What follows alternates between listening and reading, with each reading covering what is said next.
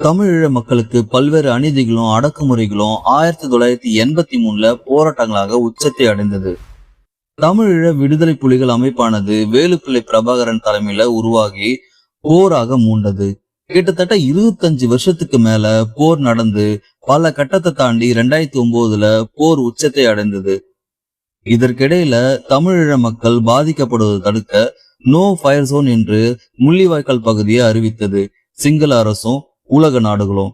ஆனா முள்ளிவாய்க்கால் பகுதியில பல்லாயிரக்கணக்கான மக்களை கொன்று குவித்தது சிங்கள அரசு. இப்பேற்பட்ட இனப்படுகொலை நடந்த தினம் தான் மே 18, 2009.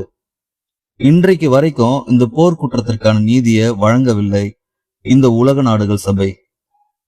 பல்லாயிரக்கணக்கான மக்கள், இன்னும் பல பேர் என்ன ஆனார்கள் என்று தெரியவில்லை.